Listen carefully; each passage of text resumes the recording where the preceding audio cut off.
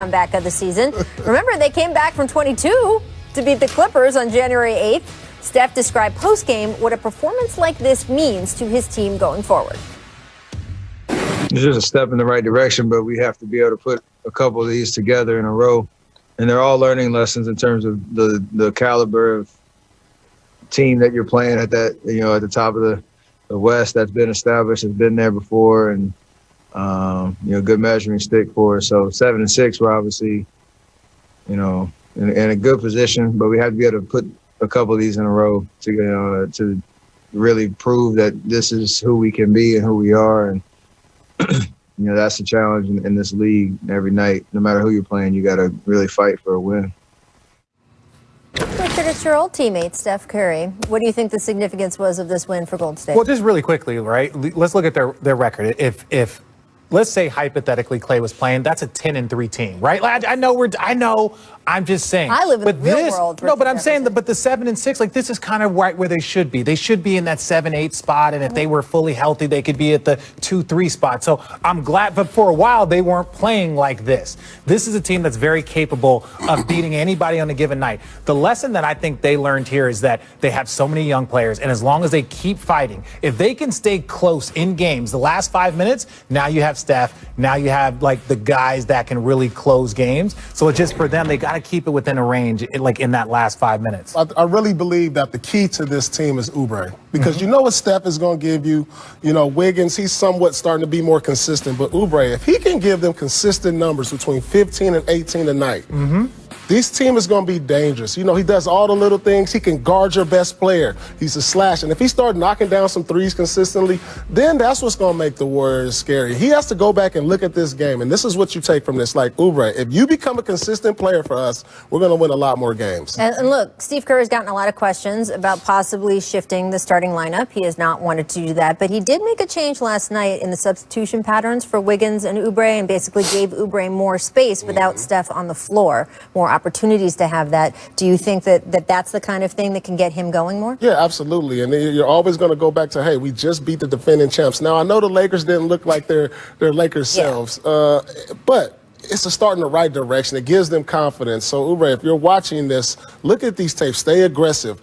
Both ends of the court. You can bring this team a lot of wins with just your energy and your consistency on the offensive end. And so hopefully this is a sign of things to come, and Steve Kerr can put them in positions to where he could be successful. Yeah, and don't try and prove anything. We know, Kelly Oubre didn't start off the season shooting well, but you are a slasher that can shoot. You are not a shooter that can slash, right? No, there's a difference, right? There's a very big difference. So continue to slash, continue to get dunks, continue to do all the things and shoot free throws and do all the things and play defense. You do those things, then your jump shot is an addition to what you can do. Don't go out there and be like, oh, I'm 0 for 6, and now you're not slashing, now you're not dunking, now you're not playing defense. Right. Once you change your mentality from that space, that's when I think Kelly Oubre can become more consistent, because he's not worried about that, because that's just an addition to his game. All right, I want to move over to Houston. Let's get to Victor Oladipo against the Cavs. Kyrie missed the last 7 games due to personal reasons and COVID protocols.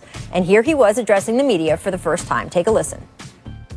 I'm wondering if you were aware that you had violated the health and safety protocols, and what that process was like for you in coming back and going through that investigation, one. And then secondly, what your communication was like with the team while you were away. Happy to be back. Happy to be around these guys. Address the team, address everybody that need to be addressed. Now it's time to move on. I just was circling back on the health and safety front. Happy to be back. Thank you. I'm a hometown kid, so things hit a little different when family or personal stuff going on, and that's up to me to handle that as a man. But yeah, I just take full accountability for my absence with the guys, and just had a conversation with each one of them, and we move on.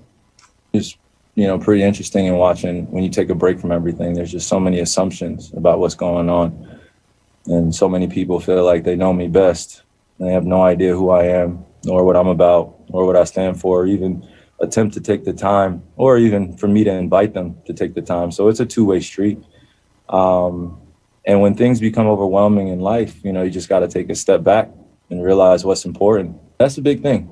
I just want honesty. And in order to be honest, I got to be honest myself. And that's the first thing. So I know I can talk in circles and I know all these words get used, but I'm just being honest here. It's been a lot to balance. And now I called for help. And now I have just so many mentors and so many people reaching out and, just taking things off my plate that were never mine in the first place. And they are better suited for that position. So I'll play my role on this big team of changing the world, and others will do the same.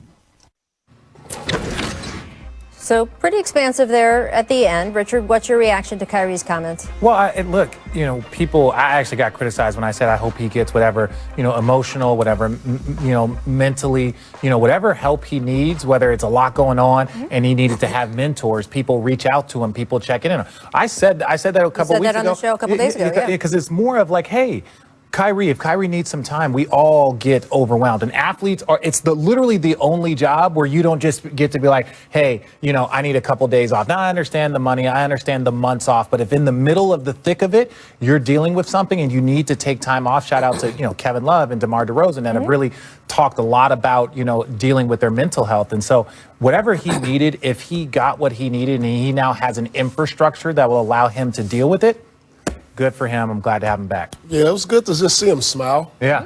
Just to have him back. He's one of our game's greats.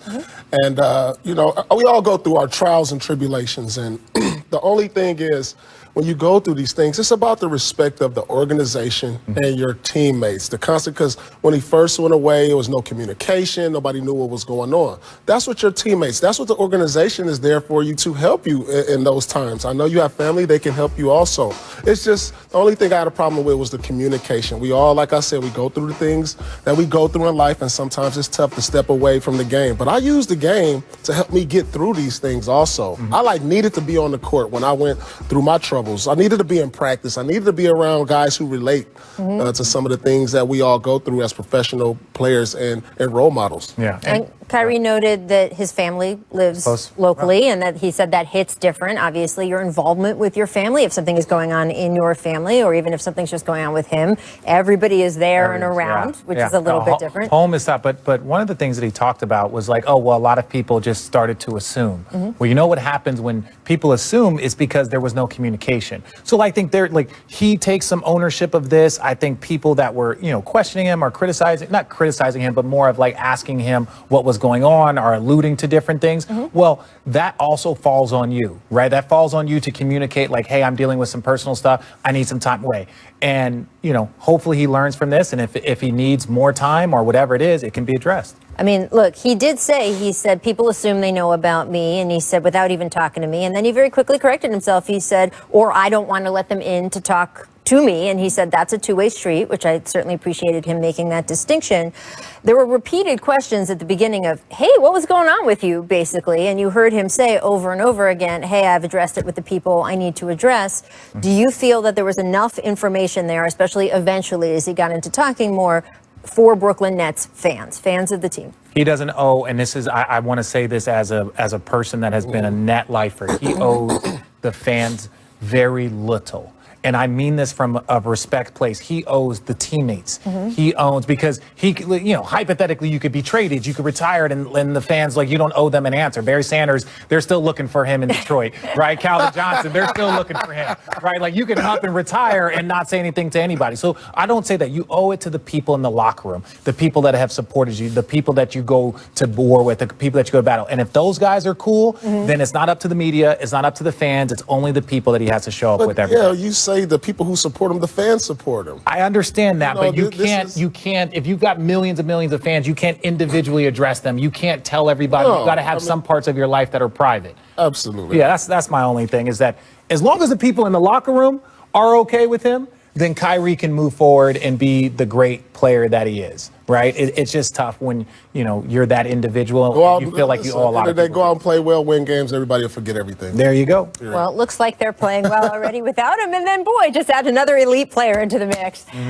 In fact, turns out to be the Eastern Conference Finals. You can sign me up for 7 games. This one had 20 lead changes, including 8 in the final 5 minutes alone. Giannis had a strong game overall, finishing with 34 points, 12 rebounds, and 7 assists, although